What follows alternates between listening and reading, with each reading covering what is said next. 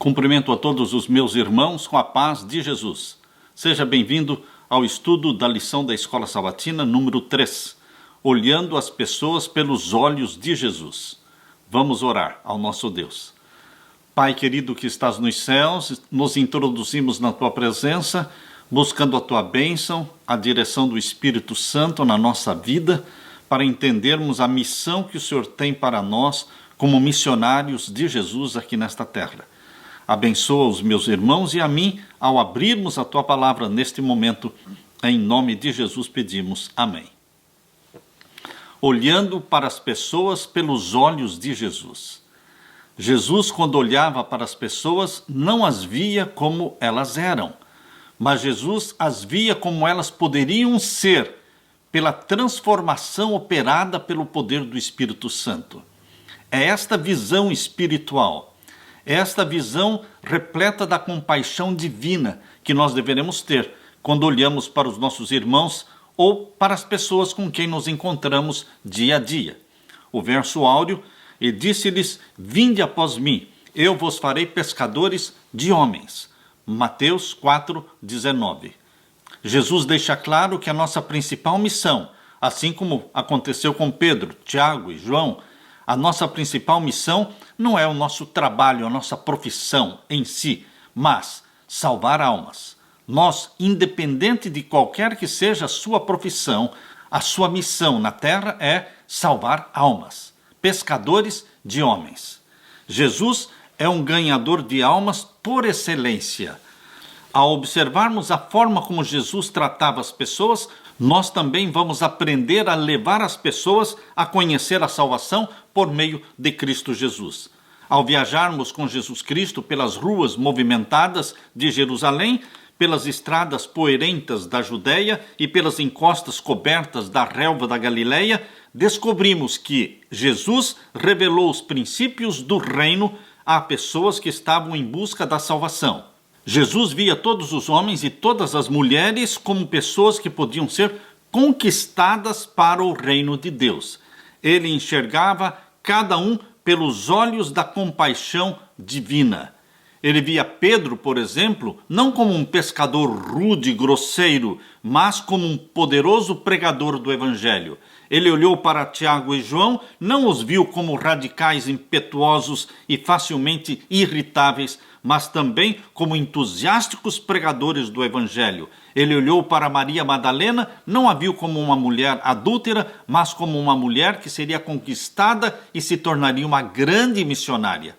Ele olhou para Tomé e não o viu como incrédulo e descrente, mas como também aquele que busca resposta para suas dúvidas e assim cria uma sólida e robusta fé. Fossem eles judeus, fossem gentios, ele não discriminava ninguém. Mesmo o ladrão na cruz, Jesus viu como um candidato para o céu.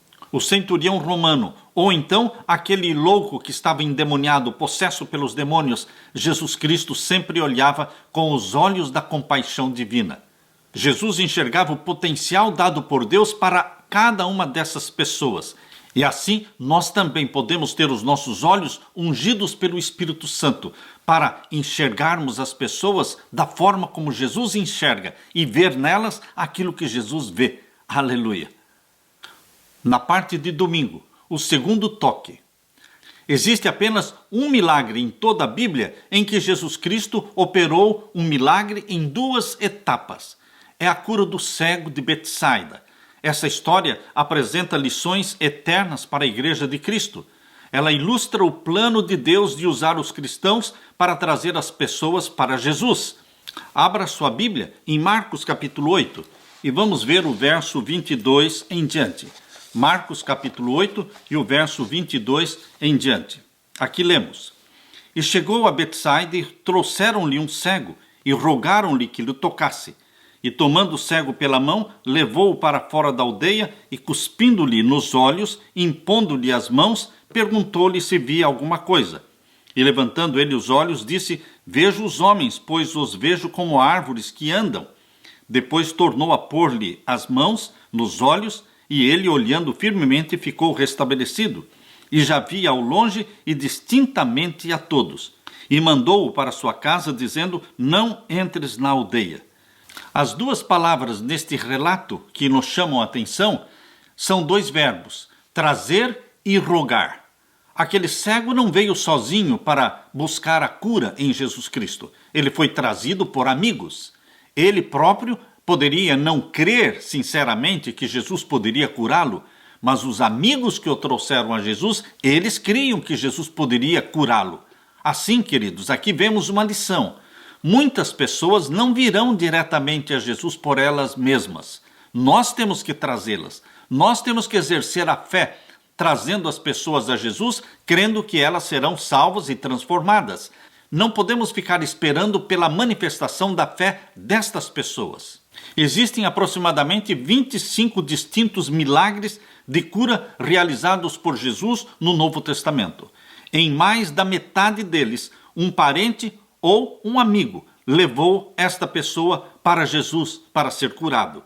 Isso mostra que muitas pessoas nunca irão a Jesus a menos que alguém tenha fé e as leve. Nossa função é nos tornarmos instrumentos de Deus para levar pessoas a Jesus. A segunda palavra que chama a atenção aqui é rogaram-lhe. Os amigos daquele homem cego rogaram, suplicaram a Jesus humildemente, acreditando que ele tinha tanto o desejo quanto também o poder para curar aquele homem. Pode ser que o homem não acreditasse que Jesus poderia curá-lo, mas seus amigos acreditavam no poder de Jesus. Por vezes, devemos levar outros a Jesus nas asas da nossa fé. Existem aqui algumas razões importantes pelas quais Jesus curou este cego em duas etapas. Como essa cura é a única nos evangelhos que não foi instantânea, deve haver algum significado nesse milagre não visto em outros lugares das Escrituras. Primeiro, o milagre revela a compaixão de Jesus. O que aconteceria se você saísse de um quarto escuro para uma luz bem clara? Você ficaria cego por uns minutos, até que a sua vista se acostumasse com a claridade. Se você fosse cego, a luminosidade repentina o afetaria ainda mais. Por isso, Jesus curou o homem em duas etapas, para que os seus olhos se adaptassem gradualmente à luz. Jesus é bondoso, ele entende a nossa condição e ministra com amor as nossas necessidades. Outra lição que nós tiramos deste milagre em duas etapas é que quando nós vamos falar de Jesus para os outros, quando nós vamos fazer brilhar a luz de Cristo sobre as pessoas que ainda não conhecem Jesus, nós não podemos andar mais rápido do que elas podem entender. Nós não podemos dizer toda a verdade de uma só vez. Nós não podemos acender uma luz brilhante e poderosa na frente dos olhos daqueles que estão simplesmente iniciando o estudo da palavra de Deus. Nós temos que ir acendendo a luz do Evangelho pouco a pouco, porque é assim que a Bíblia diz em Provérbios 4:18. Porque a vereda do justo é como a luz da aurora, que vai brilhando mais e mais até ser dia perfeito. Assim como o sol não nasce assim de repente, mas ele vai nascendo aos poucos e o dia vai clareando aos poucos, assim também o conhecimento da verdade é comunicado gradual e progressivamente e não para nunca, não para nunca. Até mesmo nós que já estamos estudando a Bíblia há décadas e já lemos a Bíblia dezenas de vezes, nós estamos ainda recebendo mais luz, porque a revelação de Deus ela é progressiva, ela é gradual e até mesmo no céu, na nova terra, nós vamos continuar crescendo no conhecimento. É assim que nós entendemos o fato de Jesus Cristo ter curado este cego em duas etapas. Ele foi bondoso para com o cego e também ele queria ensinar para você e para mim uma lição, uma tática, uma estratégia de como fazer brilhar a luz do Evangelho na vida das pessoas que ainda não conhecem a Jesus. Deus nos dará esta psicologia para entendermos as necessidades e sabermos até onde podemos ir, não falando toda a verdade ao mesmo tempo, não acendendo uma luz para cegar. Deus nunca acende uma luz para cegar, e sim para iluminar. Por isso é gradual e é progressiva. Que Deus nos faça também instrumentos seus, ganhadores de almas, com todas estas estratégias, aprendendo de Jesus Cristo e olhando cada pessoa com os olhos da compaixão divina. Na parte de segunda-feira, uma lição de aceitação. Ao exemplificar aos seus discípulos o que significava enxergar cada indivíduo de uma nova perspectiva, Jesus ensinou-lhes como ver as pessoas pelos olhos do céu. Jesus não via aquilo que as pessoas eram, mas aquilo que elas poderiam se tornar através de sua graça.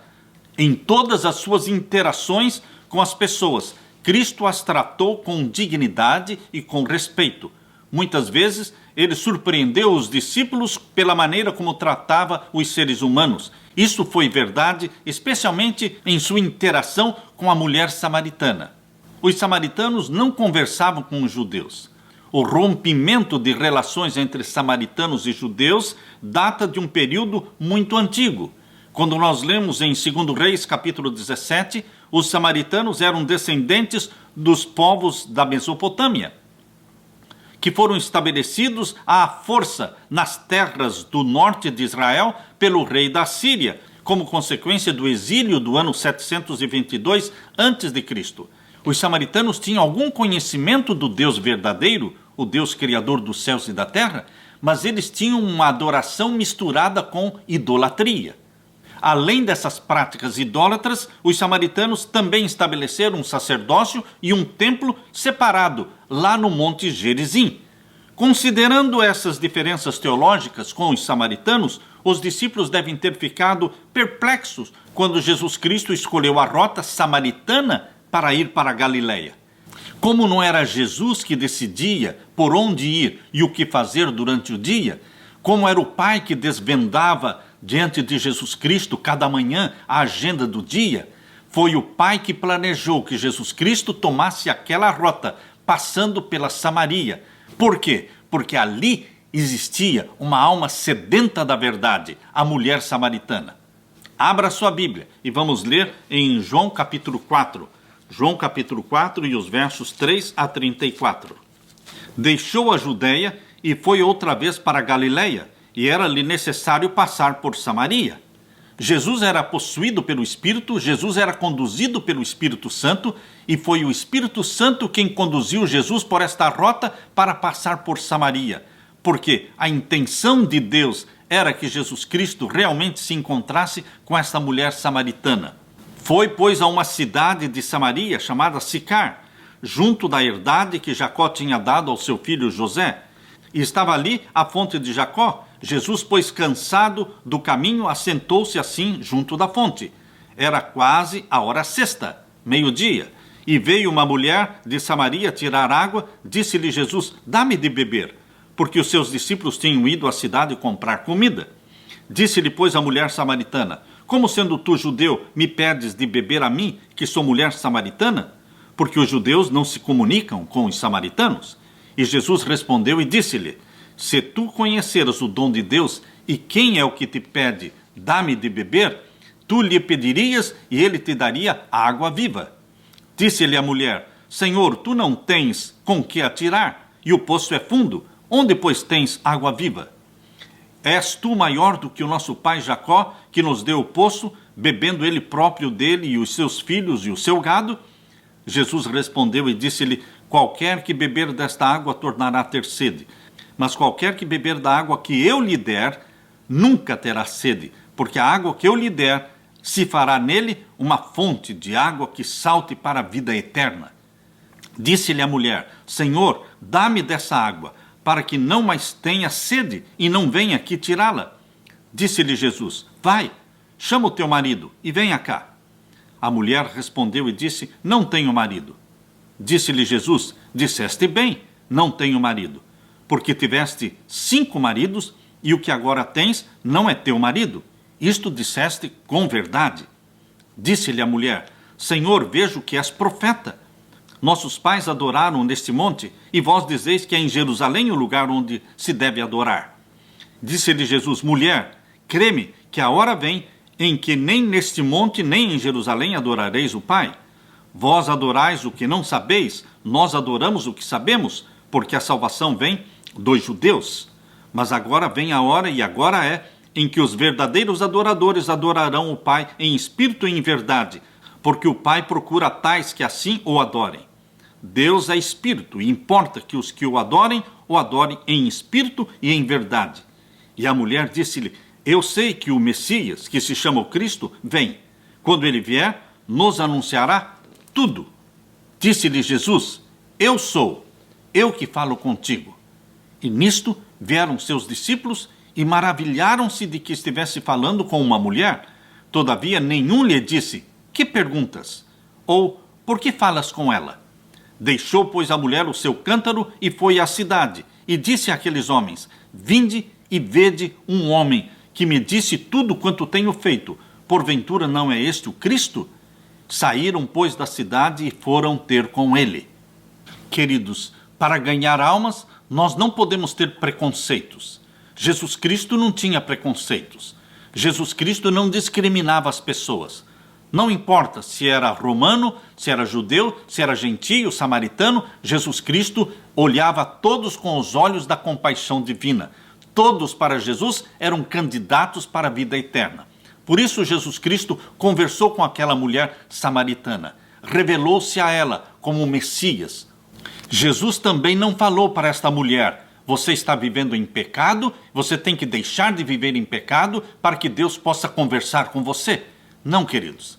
Jesus Cristo não a repreendeu. Jesus Cristo simplesmente mostrou que a aceitava do jeito que ela estava. É assim mesmo. Jesus nos aceita do jeito que nós estamos. É o amor de Cristo. É quando nos sentimos envolvidos pelo amor de Cristo, quando nos sentimos aceitos por Jesus Cristo. O amor de Cristo nos constrange, nos transforma. É isso que vai produzir mudanças na nossa vida. Aquela mulher não continuou sendo uma adúltera, mas ela foi aceita do jeito que ela estava. E, pelo conhecimento de Jesus, pelo relacionamento de Jesus, as transformações foram operadas na vida dela e ela se tornou uma missionária. Percebam que ela estava ali junto ao poço para pegar água, mas ela esqueceu a razão por que viera até o poço. Ela deixou ali o cântaro e foi correndo para a cidade e contou para os homens e para as mulheres, para todos da cidade. Ela era conhecida naquela cidade. E ela contou para todos: eu achei o Messias. E ele contou tudo da minha vida. E ela trouxe quase que a cidade inteira para ver Jesus Cristo. Queridos, nós não conhecemos o potencial de cada pessoa, mas as pessoas mais improváveis podem se tornar os maiores e mais poderosos missionários, como aconteceu com a mulher samaritana. No diálogo que Jesus teve com esta mulher samaritana, nós podemos perceber como é que o Espírito Santo trabalha na mente dos pecadores. Ele vai trabalhando de maneira gradual, mas progressiva. Esta mulher, a princípio, olhou para Jesus como um homem justo. Depois, olhou para Jesus como um mestre religioso. Depois, olhou para Jesus como um profeta de Deus. E, finalmente, enxergou em Jesus Cristo o Messias. Nos lugares menos prováveis, você pode encontrar candidatos para o céu. Mantenha os seus olhos abertos e você verá o trabalho providencial do Espírito Santo na vida daqueles que você não espera que sejam receptivos ao Evangelho. Na parte de terça-feira, comece onde você está. Não faça planos para o futuro, não fica dizendo: quando eu for para aquela cidade, ou quando eu voltar para o Brasil, ou quando eu me mudar desta cidade, eu então farei isso e farei aquilo.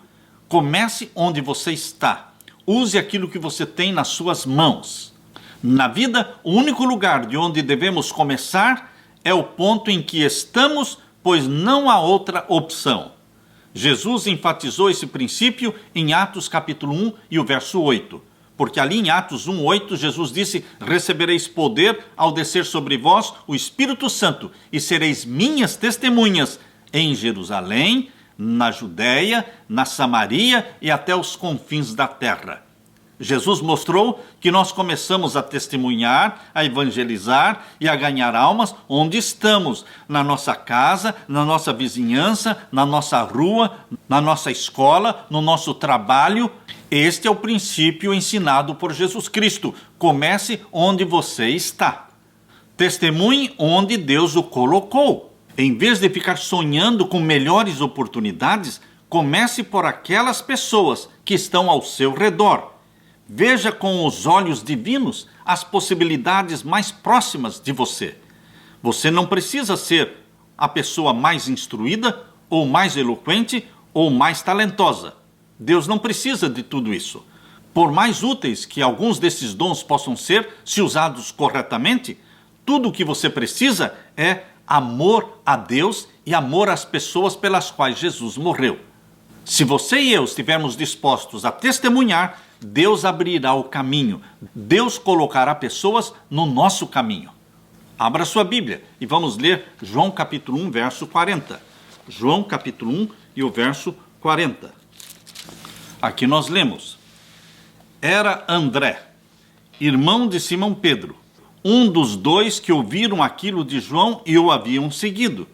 Este achou primeiro ao seu irmão Simão e disse-lhe: Achamos o Messias, que traduzido é o Cristo, e levou-o a Jesus. Queridos, André levou Pedro a Jesus. Nós podemos levar as pessoas a Jesus, mas nós temos que conhecer Jesus. Nós temos que amar Jesus. Nós temos que crer em Jesus para levarmos as pessoas até Jesus. É impossível você ter um relacionamento com Jesus, conhecê-lo, amá-lo e não falar dele para ninguém, não levar ninguém para ele. Isto é impossível. Todas as pessoas que se apaixonam por Jesus serão instrumentos do Espírito Santo para alcançar almas para Jesus. Agora vamos ler João capítulo 6. João capítulo 6 e os versos 5 a 11. Então Jesus, levantando os olhos e vendo que uma grande multidão vinha ter com ele, disse a Filipe: Onde compraremos pão para estes comerem? Mas dizia isto para o experimentar, porque ele bem sabia o que havia de fazer. Filipe respondeu-lhe: 200 dinheiros de pão não lhes bastarão, para que cada um deles tome um pouco. E um dos seus discípulos, André, irmão de Simão Pedro, disse-lhe: Está aqui um rapaz que tem 5 pães de cevada e 2 peixinhos, mas o que é isto para tantos? Vocês perceberam que André, ele sabia que um rapaz tinha 5 pães e 2 peixinhos? Ele se relacionava com as pessoas. Ele tinha um dom diferente do dom de Pedro. Ele não era um pregador como Pedro, eloquente, mas ele se relacionava bem com as pessoas. E o verso 10, e disse Jesus: Mandai assentar os homens. E havia muita relva naquele lugar. Assentaram-se, pois, os homens em número de quase 5.000. Você já pensou quanta gente? Quase 5.000 homens, sem contar crianças e provavelmente sem contar as mulheres. E o verso 11 diz: E Jesus tomou os pães e, havendo dado graças, repartiu-os pelos discípulos, e os discípulos pelos que estavam assentados, e igualmente também dos peixes, quanto eles queriam. Você está percebendo aqui o processo usado por Jesus Cristo? Aqui no verso 11 diz que Jesus Cristo passou os pães para os discípulos, e os discípulos passaram os pães para os que estavam assentados. Queridos, cada um dá o que tem. Se os discípulos não tivessem pão para dar, não poderiam dar nada. Mas eles iam até Jesus, recebiam das mãos de Jesus o pão e o peixe, e levavam então para as pessoas. Eles, os discípulos, eram somente os intermediários. Assim também, queridos, nós temos que ir a Jesus Cristo, receber o pão da vida, e então levaremos este pão da vida para as pessoas. Nós não podemos dar o que não temos, e nós não temos pão em nós mesmos. Nós temos que buscar o alimento em Jesus Cristo. Nós temos que ir na fonte. Por isso precisamos ter comunhão com Jesus Cristo. Nós temos que comer deste alimento cada dia, nós temos que beber desta água cada dia, para que possamos estar cheios do alimento espiritual e irmos para as pessoas e repartir com elas, partilhar com elas. Enquanto os discípulos iam repartindo, o pão que estava na mão deles ia diminuindo até que acabava. Quando o pão acabava, eles tinham que voltar até Jesus. É este processo de você receber de Jesus e partilhar, e voltar para Jesus buscar mais, e distribuir novamente, e ter que voltar de novo até Jesus. É este processo que Jesus Cristo intencionalmente criou, para forçar que você e eu vamos até ele. Peguemos dele o pão espiritual, tenhamos comunhão com ele. A multiplicação dos pães não acontecia na mão dos discípulos, porque na mão dos discípulos eles iam distribuindo até que acabava, e eles tinham que voltar a pegar mais com Jesus. O milagre acontecia nas mãos de Jesus e não na mão dos discípulos. Queridos, nós temos que buscar sempre de Jesus Cristo o alimento. Nós precisamos estar familiarizados com Jesus Cristo. E assim, quando abrirmos a nossa boca, nós vamos falar daquilo que vimos, daquilo que ouvimos, daquilo que testificamos. Agora vamos ler João capítulo 12. João capítulo 12 e os versos 20 a 26. João capítulo 12 e os versos 20 a 26.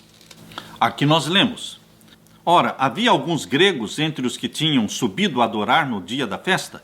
Estes, pois, dirigiram-se a Filipe, que era de Betsaida, da Galileia, e rogaram-lhe, dizendo: Senhor, queríamos ver a Jesus. Que lindo pedido! Que lindo pedido! Queremos ver Jesus. As pessoas querem ver Jesus, mas elas não sabem onde encontrá-lo. Por isso Deus precisa de você, para conduzir as pessoas até Jesus. E aqui diz o verso 22, Filipe foi dizê-lo para André. Interessante que Filipe não foi diretamente para Jesus, falar para Jesus. Os gregos que estão aqui querem ver o Senhor. Ele primeiro foi falar com André. André tinha um bom relacionamento com as pessoas. Ele foi e falou com André. E então André e Filipe o disseram para Jesus. Talvez Filipe não tivesse aquela liberdade de ir diretamente falar com Jesus, mas ele pediu para André ir com ele.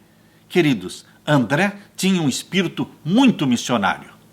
E o verso 23 diz: E Jesus lhes respondeu, dizendo: É chegada a hora em que o Filho do Homem há de ser glorificado. Na verdade vos digo que, se o grão de trigo caindo na terra não morrer, fica ele só, mas se morrer, dá muito fruto. Quem ama a sua vida, perdê-la-á, e quem neste mundo aborrece a sua vida, guardá-la-á para a vida eterna. Se alguém me serve, siga-me, e onde eu estiver, ali estará também o meu servo. E se alguém me servir, meu Pai o honrará. Nós temos que servir a Jesus. A experiência de André é muito rica para nós hoje. Ele começou com a sua família. Primeiramente, compartilhou Jesus Cristo com seu próprio irmão Pedro. André desenvolveu um relacionamento cordial com um garotinho que tinha 5 pãezinhos e 2 peixinhos. Ele soube exatamente o que fazer com os gregos que queriam ver Jesus. Em vez de debater teologia, André sentiu a necessidade daqueles homens e os apresentou a Jesus. A arte de efetivamente ganhar as pessoas é a arte de desenvolver relacionamentos positivos e amorosos. Pense nas pessoas mais próximas a você, que podem não conhecer Jesus ainda. Elas veem que você é alguém compassivo e bondoso? Elas veem que você é uma pessoa que é cheia de paz? É a sua vida uma propaganda em favor do Evangelho? Nós fazemos amigos para Deus ao compartilharmos Jesus. O princípio aqui apresentado por Jesus é: comece onde você está. Ellen White uma vez teve um sonho, e neste sonho ela estava com um grupo de pessoas colhendo amoras. Ellen White percebeu, próximo da carroça, as árvores cheias de frutinhas para serem colhidas, enquanto que outros do grupo pegaram seus baldes e foram colher em áreas mais distantes de onde estava a carroça. E depois de um tempo, eles voltaram com os baldes vazios. Então Ellen disse para eles: vocês foram longe, mas aqui perto da carroça nós temos árvores cheias de frutinhas. Bastava apenas abrirem os olhos para ver. Assim também, queridos, muitas pessoas estão ao nosso redor. Talvez na nossa família, talvez até dentro da nossa casa. E nós não estamos percebendo que são pessoas que precisam ser ganhas para Jesus. Por isso, o conselho é: comece onde você está. Na parte de quarta-feira, lidar com pessoas difíceis. Lidar com pessoas fáceis já não é fácil. E lidar com pessoas difíceis se torna uma tarefa quase que impossível. a menos que o Espírito Santo nos guie, nos ajude para sabermos o que falar, quando parar. Quando Jesus esteve na terra, Jesus era um mestre em lidar com pessoas difíceis. Por suas palavras e ações, Jesus demonstrava aceitação. Ouvia com sensibilidade as preocupações das pessoas, fazia perguntas e gradualmente revelava verdades divinas. Reconhecia o desejo interior nos corações endurecidos e via potencial nos pecadores mais vis. Para Jesus, ninguém estava além do alcance do Evangelho. Jesus acreditava no princípio de que ninguém caiu tão fundo, nem é tão mal que não possa encontrar libertação em Cristo. Cristo enxergava as pessoas através das lentes diferentes do que nós utilizamos. Ele via em cada ser humano um reflexo da glória da criação original. Ele elevava o pensamento das pessoas à compreensão do que poderiam se tornar, e muitas se erguiam para atingir suas expectativas para a vida delas. Vamos ler agora Mateus capítulo 4, verso 18 e 19. Mateus capítulo 4, versos 18 a 19. Aqui nós lemos: E Jesus, andando junto ao mar da Galileia, viu a dois irmãos, Simão, chamado Pedro, e André, os quais lançavam as redes ao mar, porque eram pescadores, e disse-lhes: Vinde após mim, eu vos farei pescadores de homens. Pedro não era uma pessoa fácil. Ele era muito rápido, impetuoso, colérico, mas, queridos, Jesus Cristo viu nele um grande potencial como pregador do Evangelho. Abra também a sua Bíblia em Marcos capítulo 12. Marcos capítulo 12, vamos ver os versos 28 a 34. Aqui nós lemos: Aproximou-se dele um dos escribas que os tinha ouvido disputar, e sabendo que lhes tinha respondido bem, perguntou-lhe: Qual é o primeiro de todos os mandamentos? E Jesus respondeu-lhe: O primeiro de todos os mandamentos é: Ouve, Israel, o Senhor nosso Deus é o único Senhor. Amarás, pois, ao Senhor teu Deus de todo o teu coração e de toda a tua alma e de todo o teu entendimento e de todas as tuas forças. Este é o primeiro mandamento. E o segundo, semelhante a este, é: amarás ao teu próximo como a ti mesmo. Não há outro mandamento maior do que estes. E o escriba lhe disse: Muito bem, mestre, e com verdade disseste que há um só Deus, e que não há outro além dele, e que amá-lo de todo o coração, e de todo o entendimento, e de toda a alma, e de todas as forças, e amar ao próximo como a si mesmo, é mais do que todos os holocaustos e sacrifícios. E Jesus, vendo que havia respondido sabiamente, disse-lhe: Não estás longe do reino de Deus. E já ninguém ousava perguntar-lhe mais nada. Aqui no relato de Marcos, capítulo 12, verso 28, vemos o tratamento de Jesus com mais uma pessoa difícil. Ele era um escriba, e ele fez uma pergunta para testar Jesus. Jesus não discutiu com ele, não debateu, mas respondeu à pergunta que ele fez. E agora vamos ler Lucas capítulo 23. Lucas capítulo 23 e os versos 39 em diante. Aqui nós lemos: E um dos malfeitores que estavam pendurados blasfemava dele, dizendo: Se tu és o Cristo, salva-te a ti mesmo e a nós. Respondendo, porém, o outro repreendia-o, dizendo: Tu nem ainda temes a Deus, estando na mesma condenação? E nós, na verdade, com justiça, porque recebemos o que os nossos feitos mereciam, mas este nenhum mal fez. E disse a Jesus: Senhor, lembra-te de mim quando entrares no teu reino. E disse-lhe Jesus: Em verdade te digo hoje, que estarás comigo no paraíso. Quando Jesus esteve na terra, onde quer que ele fosse, via possibilidades espirituais, percebia potenciais candidatos ao reino de Deus nas circunstâncias mais improváveis. A situação mais improvável de todas foi quando Jesus Cristo estava pendurado e pregado na cruz do Calvário. Ao lado dele, 2 ladrões. Jesus Cristo sentindo muita dor, muita angústia, mas ele não estava com os olhos e os ouvidos fechados, ele ainda estava pensando em salvar. Ao lado dele, um ladrão demonstrou arrependimento. Quando disse: Senhor, lembra-te de mim quando entrares no teu reino. Reconheceu Jesus Cristo como um rei. Por isso ele disse: lembra-te de mim quando entrares no teu reino. E Jesus respondeu na mesma hora: em verdade te digo hoje, que você estará comigo no paraíso. Jesus Cristo não foi naquele dia para o céu. No domingo, quando Jesus ressuscitou, ele disse para Maria: não me toques, porque ainda não subiu ao Pai. Por isso, Jesus Cristo não disse que aquele ladrão iria na sexta-feira com ele para o céu, porque nem mesmo Jesus foi para o céu na sexta-feira. Jesus Cristo ressuscitou no domingo e aí ele subiu ao céu. Queridos, Jesus Cristo deu para o ladrão a certeza da salvação, a certeza do perdão, a certeza da aceitação no exato momento em que ele olhou para Jesus Cristo como Messias, como Salvador. E assim é hoje, nos lugares mais improváveis, com as pessoas menos promissoras, você pode encontrar graça em Jesus Cristo, esperança de salvação. Peça a Jesus que torne você sensível ao ministério do Espírito Santo na vida de outras pessoas. Ore pedindo que Deus lhe dê o segundo toque e abra os seus olhos para que as oportunidades espirituais que Ele coloca em seu caminho, a fim de compartilhar sua fé, sejam oportunidades aproveitadas.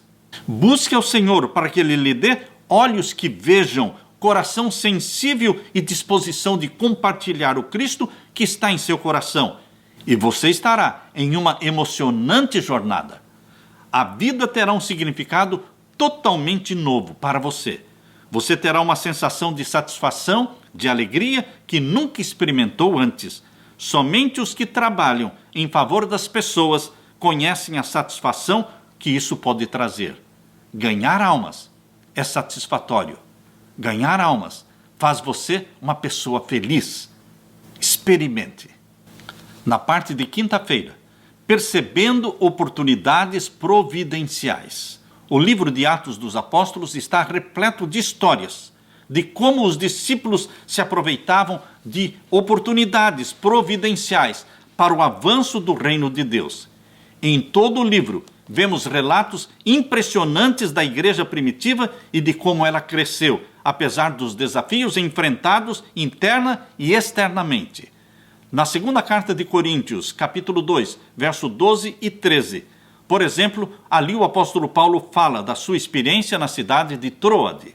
Ora, quando cheguei a Troade para pregar o evangelho de Cristo e uma porta se me abriu no Senhor, não tive, contudo, tranquilidade no meu espírito, porque não encontrei ali o meu irmão Tito. Por isso, despedindo-me deles, parti para Macedônia. Deus miraculosamente abriu uma porta para Paulo pregar no continente europeu, e ele não perdeu tempo. Paulo sabia que as portas que o Senhor abria hoje poderiam estar fechadas amanhã.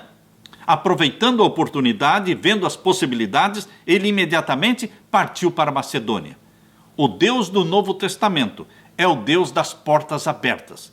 Ele cria oportunidades, ele coloca pessoas no seu caminho, faz com que pessoas se assentem do seu lado dentro de um ônibus, dentro de um metrô, dentro de um avião. Deus coloca pessoas no nosso caminho. E se Deus fez com que estas pessoas se assentassem do nosso lado, Ele tem, certamente, a intenção de que partilhemos a nossa fé e falemos de Jesus. Abra sua Bíblia em Atos capítulo 8. Atos capítulo 8, versos 26 em diante. Atos capítulo 8, verso 26 em diante. E o anjo do Senhor falou a Filipe, dizendo: levanta-te e vai para a banda do sul, ao caminho que desce de Jerusalém para Gaza, que está deserta.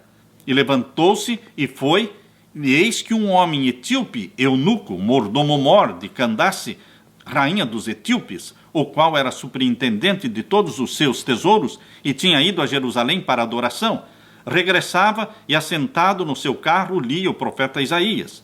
E disse o Espírito a Filipe: chega-te e ajunta-te a este carro. E correndo Filipe, ouviu que lia o profeta Isaías e disse: entendes tu o que lês?